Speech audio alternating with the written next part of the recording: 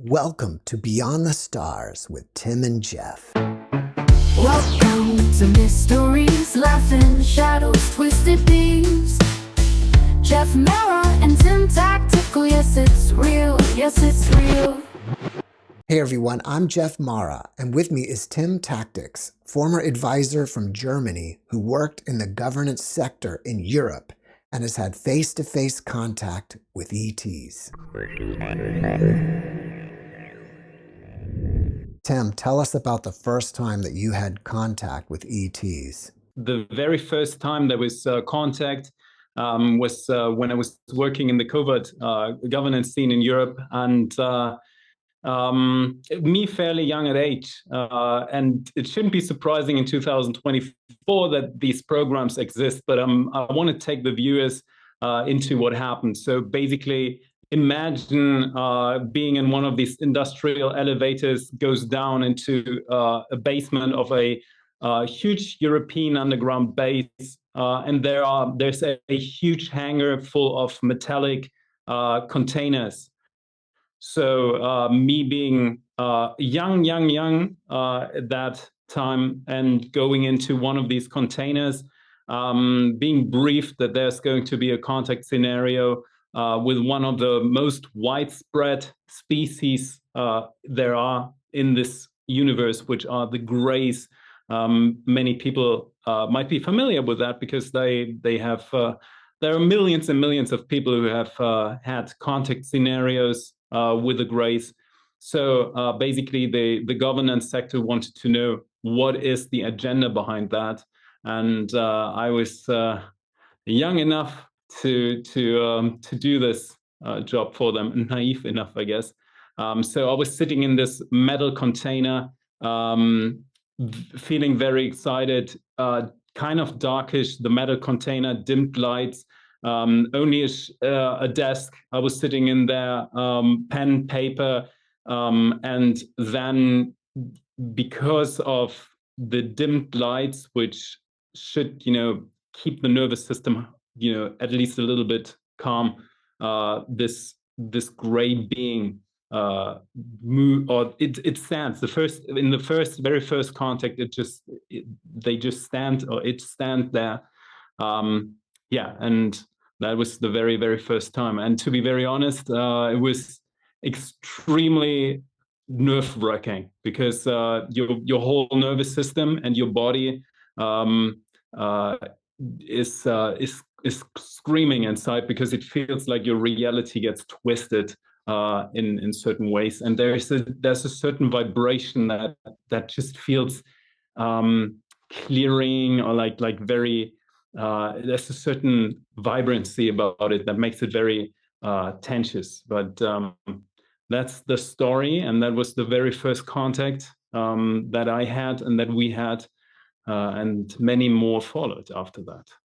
So were you just sitting there in the container at a desk waiting for the ET to walk in through the door? Well, I was sitting in this metal container, and everyone can imagine that, it was one of these containers that the size was almost like one of these cargo containers, metallic, no furniture in it except for one desk and a chair, a pen, and some paper. Later on, there was a tablet, even though Apple had not released their first iPad at that time, but that was prepared there, and the technology existed years ago already.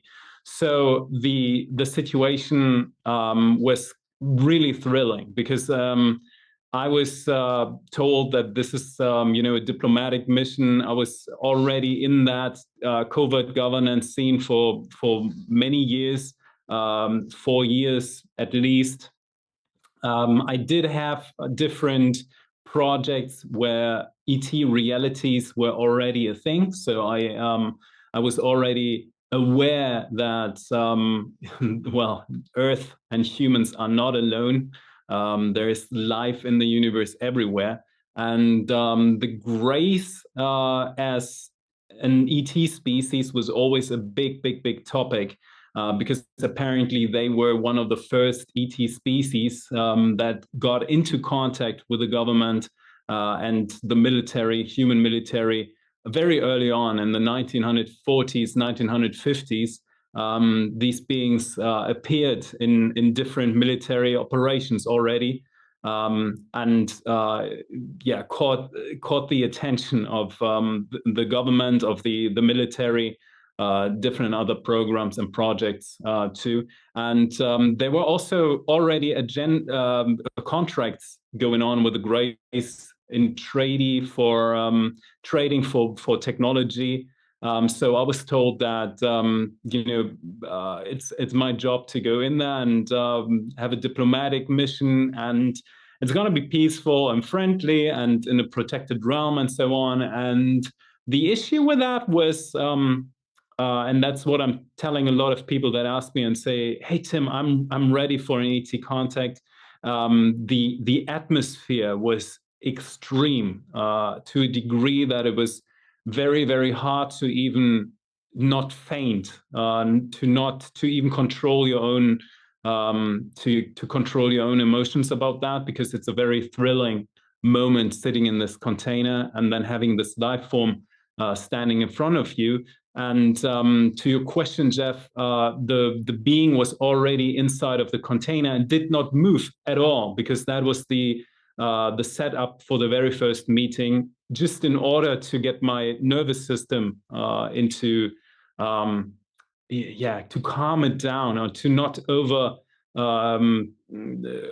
it with motions and so on. Because the brain actually, if you have less information, dimmed light, if you have no movement, and it's just a figure that stands there, it is easier for the brain to process that.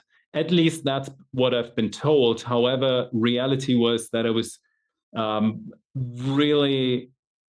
really a shaking experience in many ways, because it feels like you get stripped of your own reality, and there is like a type of magnetic energy that just feels very, very uncomfortable, and it never goes away. So I had many more of these sessions after that, including movements, including visual contact, and even translating some of the scriptures that have been given. But the emotions were always the same. It was always like my body just wanted to react, faint, run away, and it was really tough situation to keep it all together. It appears that a relationship with the Greys had already been established. So what was your objective with this meeting?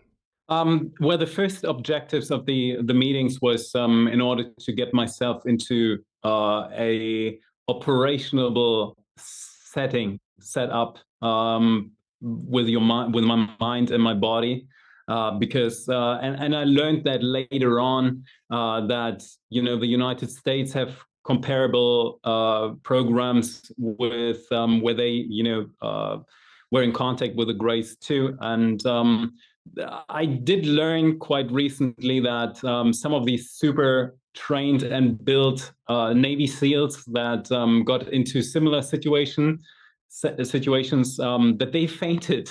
They just fainted because their nervous system couldn't take the atmosphere that a Grey irradiates. Because what needs to be understood is that, and we learned that in the 1990s, every single entity, every single being in the universe irradiates a certain type of frequency. So you could call it music if you want to. It is actually a certain type of electromagnetic, but also reality type of field that is just around the body, and it can be detected, but it also can be felt. A natural feeling would be when you're in a room with someone who you find sympathetic or nice, or you feel good about that. And in that situation, it was that the Grey being irradiated such a different frequency that it felt really, really extreme to be in that type of situation. So the very first setups over a couple of weeks actually were just to get me into the feeling of how it is to be in that in that situation. And to be very honest, it never stopped. It never felt easy. It never felt nice and sweet. Later on, I was in a second big project in Europe, which involved an experimental life form, which was called an intrafrequential contact, which means that it's not on the same frequential realm of contact that you and I have. I mean, we're not in the same room, but if we were in the same room, we had the same type of reality field and many similarities because we, inhabit the same planetary environment. And the grays are very close to to the Earth environment, which is one of the reasons why millions and millions of people out there have similar experiences. And even though, and I got to say that because it is very controversial, but even though there are millions of people that had contacts or sightings of, gray ships or even like close contacts, a lot of people have felt the same type of intense energies around that situation that I felt. And I know how that is. However, I also know that in actually all cases that I know, there has never been anyone hurt or anything. It is very extreme on the nervous system, and a lot of contactees, that had contact scenarios in the 70s, 80s, 90s, and so on with the Greys, they felt this initial trauma and later on learned how to integrate it and then realized, okay, it wasn't that bad actually. But it was very extreme in an extreme way. I always compare that to a roller coaster, right? You get onto the roller coaster and you feel the effects of the roller coaster. It is thrilling, it is crazy, and you leave the roller coaster and then your body and your mind thinks, oh, it wasn't that bad. But actually it felt like that, so that was the situation. And again, luckily after that, after many months of these programs, the second program was very delightful. It was again with an experimental life form, and that felt really good. So it depends on how the energy fields, the reality fields are structured. And meeting with a very loving entity feels very nice. What do you mean, an experimental life form? Oh, that's interesting. So Europe has a long history of, especially Germany has a long history of believing that there is a life form outside of the veil of reality that we perceive. So as you know, in the 1920s, Germany was leading in going into quantum physics and realizing what it actually means that there are veils and worlds behind this world. So up to that point, physics was, very linear and just thought that this is the only world and only what, we can see is actually there. Reality is there's so much more, and the universe has this interesting tendency in physics which it aligns, because everything is just one point of existence. It aligns different sets of realities in different frequential realms and stacks them over each other. And when people are in the lower realms of, and that means that's by any means, that's nothing bad to be in the lower realms of reality or frequency or anything. That just means that the input that can get into that world, and that is very true for Earth and for humanity per se, it means that the information that goes into that world is very limited. It is comparable to a TV set. If you have an old TV set from the 1970s and you try to plug in your new PS5 HDMI cable, first of all, it doesn't fit, but if it did, and you had an adapter or anything, there was these higher technologies or these higher frequential realms have so much more information that it's not possible to transfer that into the reality realm that Earth actually provides. So the experiment was always in, for a long, long time, they thought there is a being that is outside of the reality that we perceive here. So if we can make contact with that being, we have a strategic advantage, and even, we can basically thinking that there is a designer behind this world. That was the original idea in the 1920s, 30s, and so on. And then experiments started because the premise was the designer is there. The designer of the universe is here, and he, she, it is just behind this veil that we perceive as the illusion of reality. When we remove this illusion, we are face to face with the founder and creator of the universe. That was the premise. And it took until the 2010s until the technology was so far developed that it was actually possible to use coils in order to press together the frequencies of the container. It was in the similar container environment, which was the usual contact container, because apparently they could configure certain things. But these coils would press down the frequencies of the container and made it possible, like an adapter or anything, it was possible to get in contact with that life form.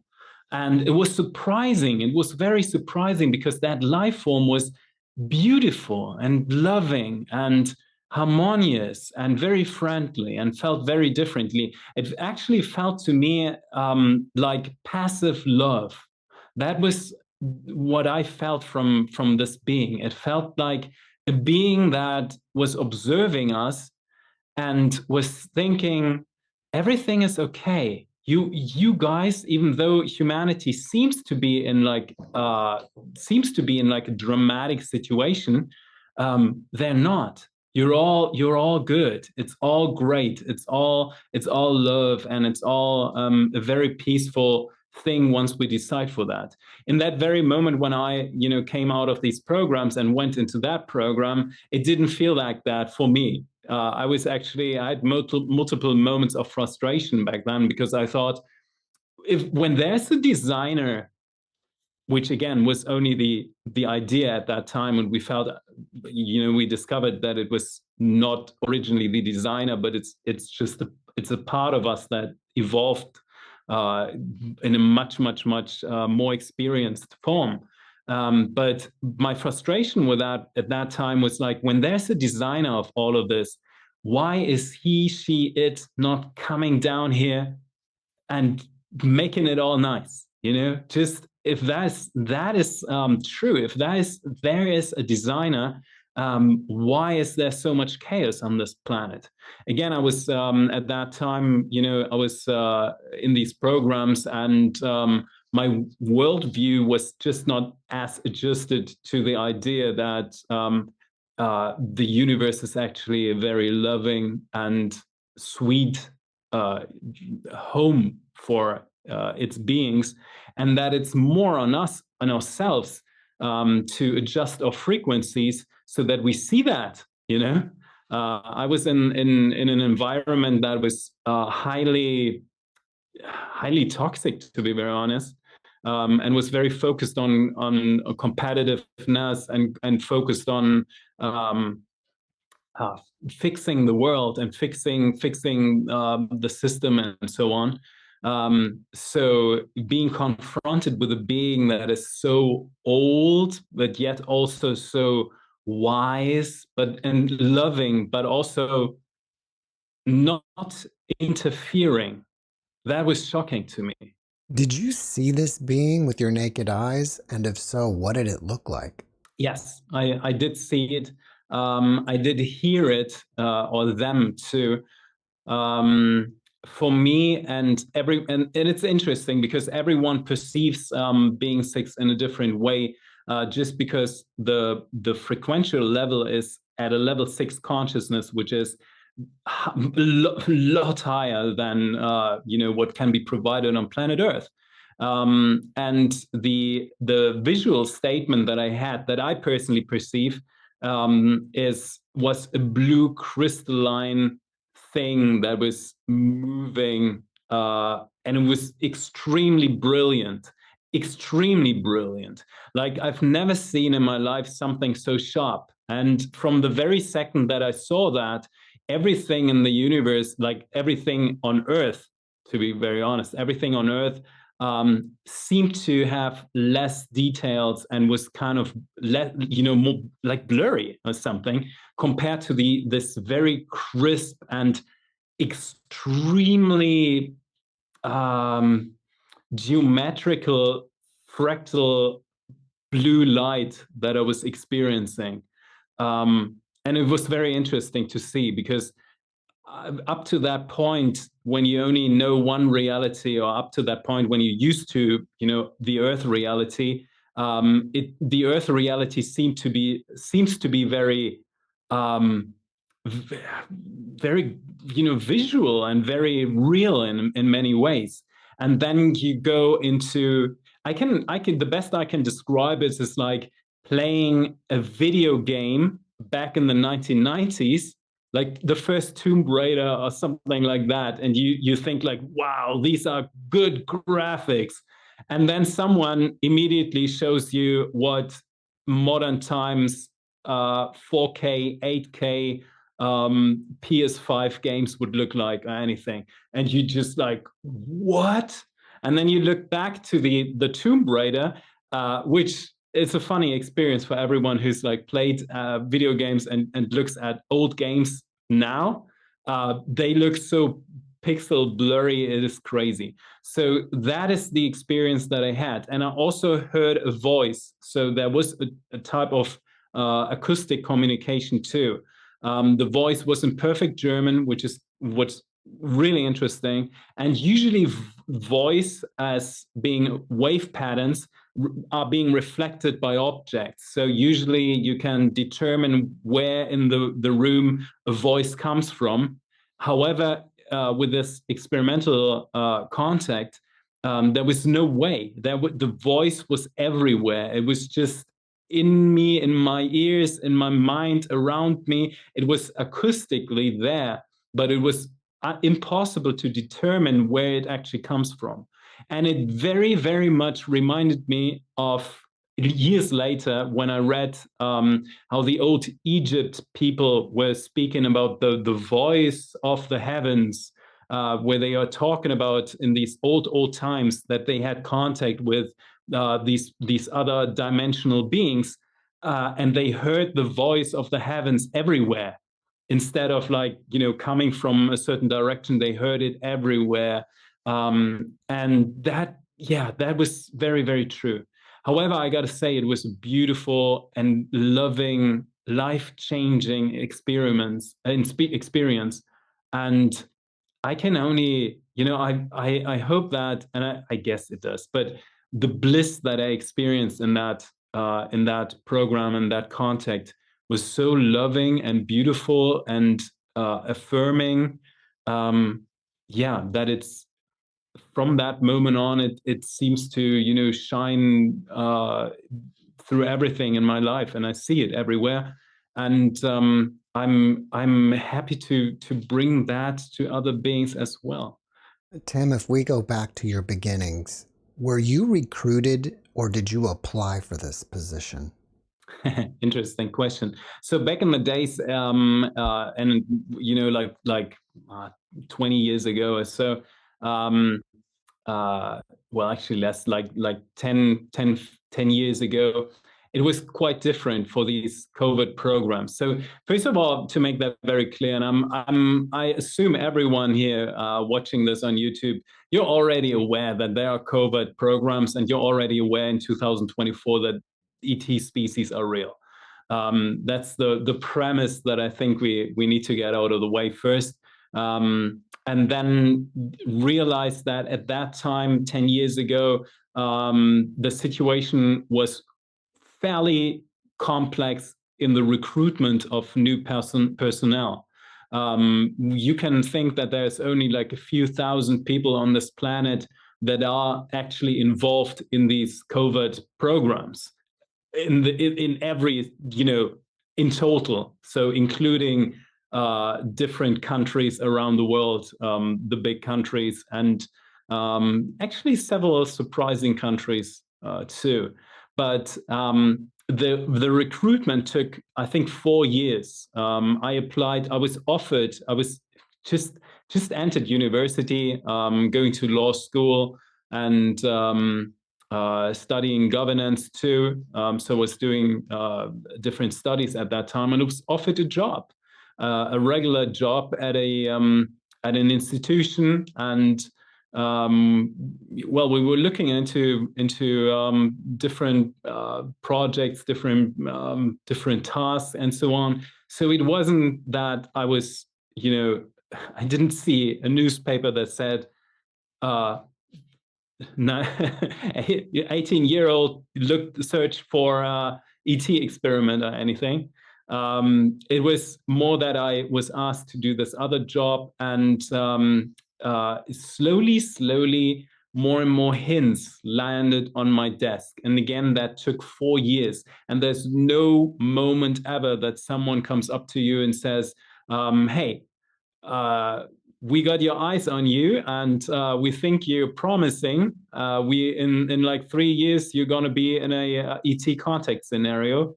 No one's telling you that at all. What you get is interesting coincidental papers and documents that land on your desk that seem to test you.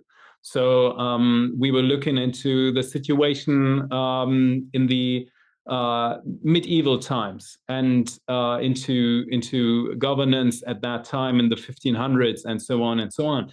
And then papers appeared, that just were given to me and said like, hey, there's another paper.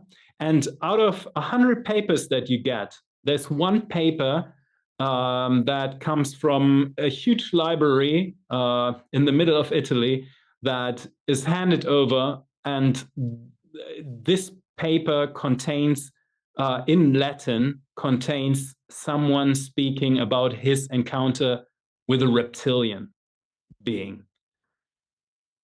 That can be shocking for someone. That can bring up lots of different emotions. And interestingly enough, for me, it was I didn't have these types of shocking emotions or anything. I was just assuming that it's quite a normal thing that people at that time had encounters with different other people. I don't know why, but I was very much convinced. I was never into ufology, to be honest, but I was very convinced that people are aware that there are other life forms in the universe. That is the truth. That everyone, it's crazy for me now, but or maybe a few years before that, it's actually normal again for me. But to figure out that society was, in a few years ago, still thinking that this is an isolated case. The Earth is the only planet in the ever expanding universe that is in itself, completely alive. That there are no ET beings. That was shocking to me, actually, to learn that after the programs, to figure out like, whoa, people do not know that. People do not see that. So yeah, that was basically the recruitment process that took mostly more than 4 years, coming from a very conventional type of work, and then going into more and more exotic programs. However, I was still doing conventional governance work too. That was just, and then you get into experiments. Someone is asking you, like a colleague is coming over and saying like, hey, we got this very interesting other, this laser thing going on. We have a huge physics experiment going on in another room. If you have like an hour or so, or half an hour, hey, come join us and watch what we got.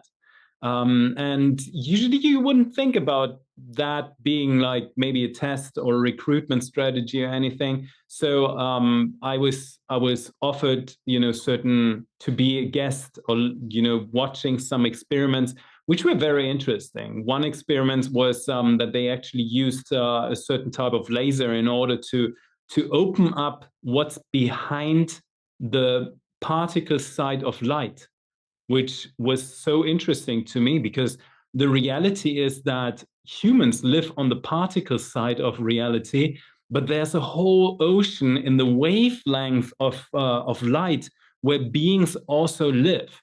So I did not have any type of contact in the programs at that time, but I was in that experiment, and I was watching how they opened this interesting surface in the middle of the room, in the middle of this metallic huge apparatus where they were shooting this laser, and you could see that there was like almost like a disc, but it was on the outer edges. It was like blurry and I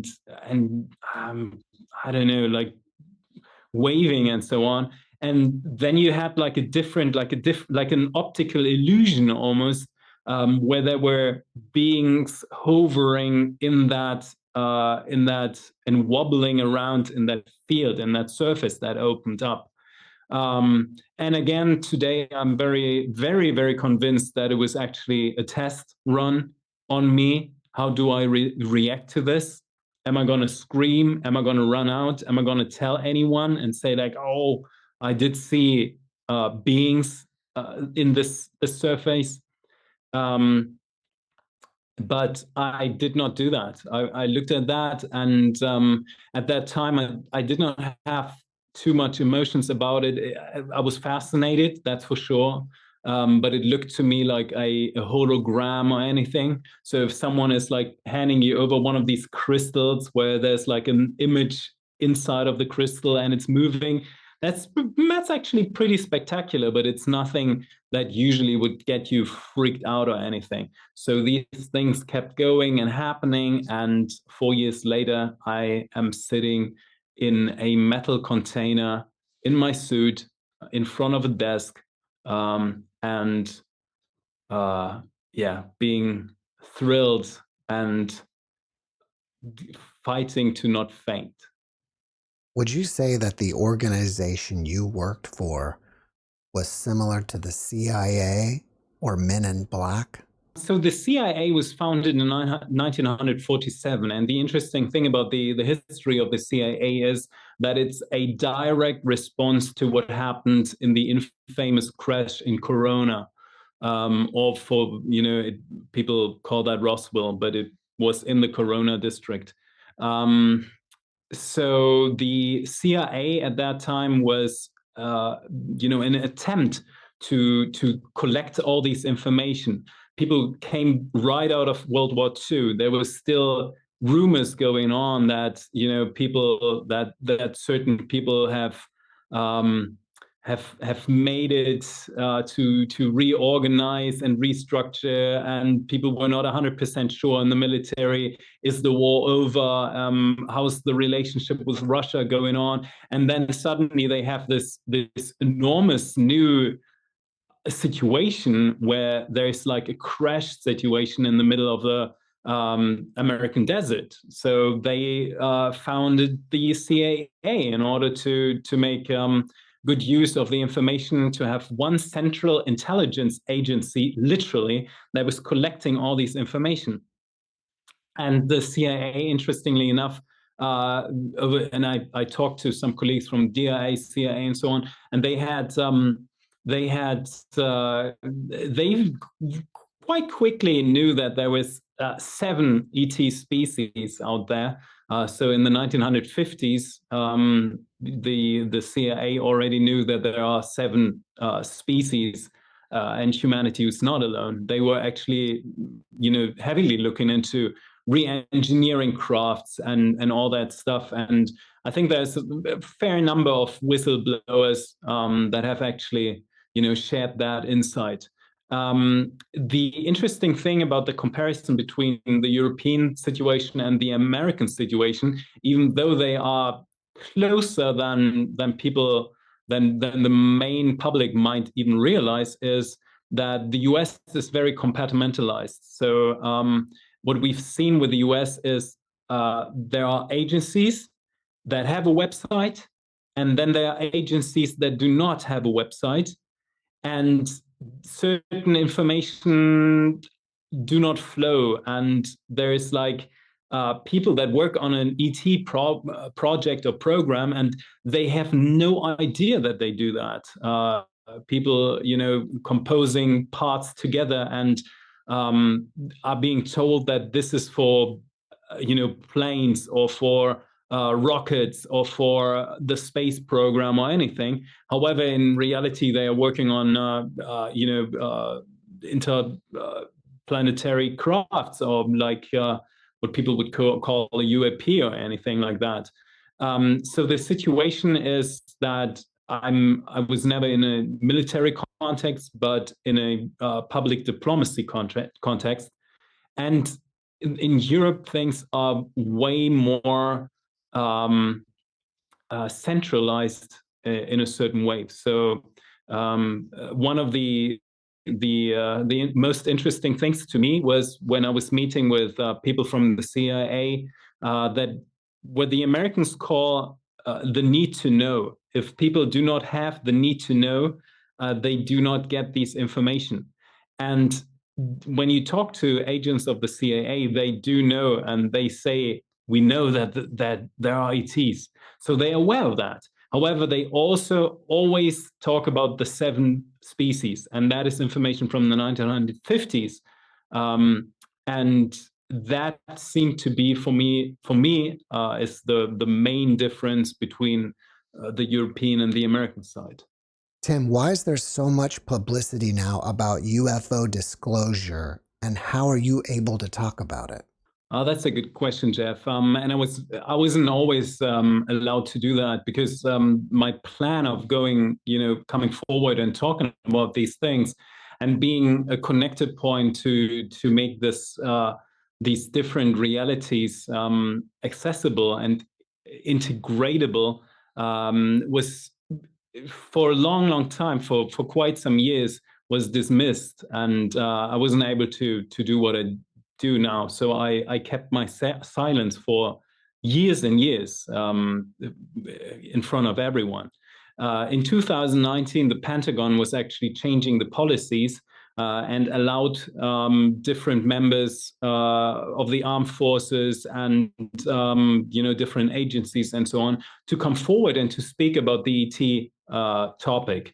So they were even encouraged to do so. Of course, with certain limitations, but at least there was a heavy, distinctive, and significant change in the public perception of that topic, because nowadays the disinformation campaign is mostly over, and it's going into a full disclosure. More and more people see these news coming up. There are, ET news basically almost every week. There are whistleblowers, there are insiders like me coming forward, and so on.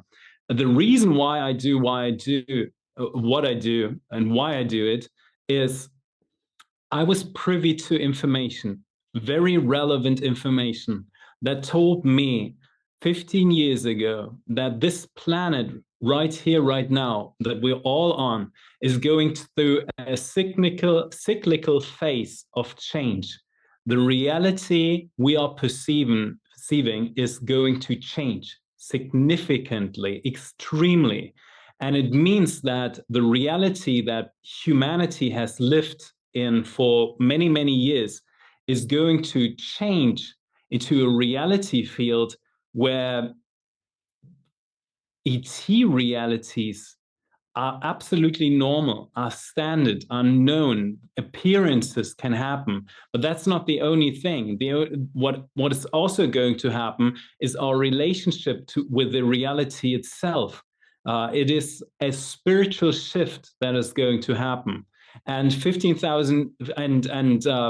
years actually ago, when I was privy to this information, I was shocked because there were information that was telling us and me that the biblical flood that happened thousands of years ago on this planet and that has seemingly made all these old civilizations just vanish and has sunken continents and has shaped and changed the appearance and the surface of Earth forever, that this phase is a reoccurring phase. It happens after certain times. And we are entering, actually, we are in the middle of that phase right now. So at that time, I was basically shocked. I was talking to the people in my group and said, we need to prepare people for that because it's a relevant thing. It is going to change the way that the Earth core is working. The magnetic field of Earth is going to shift differently. The solar activities are increasing. These are all things that if you Google them and if you look into mainstream media, you will nowadays find information about that. But back then, 15 years ago, there was just no budget, no interest in, and also I assume not a clue actually on how to prepare the population for what's coming. And to be very honest, maybe also a different focus on who to prepare and how to use budgets. So I had this plan of, coming forward, telling the stories, giving out the information, and preparing people for a moment where their own reality is going to shift right in front of their eyes. Not only that we have to realize that we are surrounded by ET beings, surrounded by life forms everywhere, because that is something that a lot of people in 2024 are already integrating and, thinking that it's normal in a ever-expanding universe. Harvard study recently, 2 weeks ago, I think, Harvard study came out and said ETs are already, might be very well living amongst us. Might be in disguise. They might be here. They also were mentioning, this Harvard study was mentioning a base on the moon, which I'm very happy that we're going to delve into that topic in Beyond the Stars as well, which is super cool. But I was at that time, I was shocked and prepared this plan, which and you probably have heard me say that multiple times. When people come together, realize that we are part of this reality field. And that is the real big news. It's not ETs. It is we are the creator of our own reality fields. And then we connect our reality bubbles with other reality bubbles and have interferences.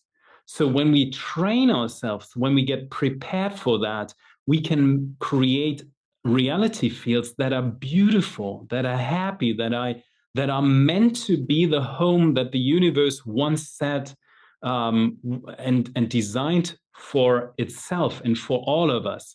But my strong belief is that people have to find orientation and need to be taken by the hand and shown that everything can be beautiful and it's meant to be happy. And one of the techniques that I was actually proposing, in the last 2 years was, if you do not have time to meditate or anything, just sit down on your bed. Become aware that you are your living reality. You are the designer of your own reality. And then just say these 4 words, all shift happily now, and mean it. Project that into your reality field. There is a certain effect that because everyone has limitations in this duality version of the universe. That is just normal. If people were 100% aligned with the truth that everything is just one point, that there is no movement, that there is actually just one singular universal life form and not billions and billions of life forms, then this person would not be part of duality anymore. This person would be surrounded and integrated into the unified field if all distortions would be removed completely.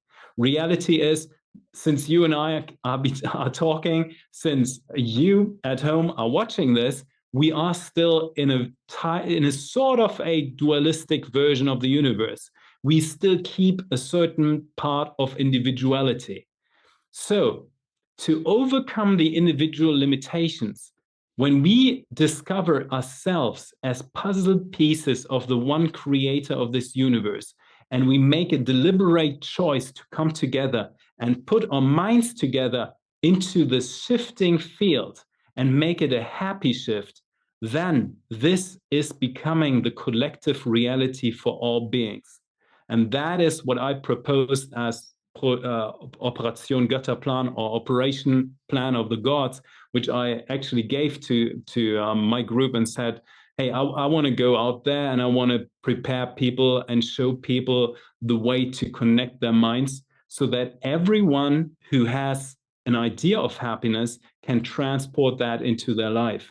And then we find the moment of how designated or how the universe was designed to be a home situation. And then we have finally, and we've successfully integrated the shifting and reoccurring shifting moment into a happy timeline. Tim, you gave us some great information today, and you also left us with questions for our next episode on Beyond the Stars.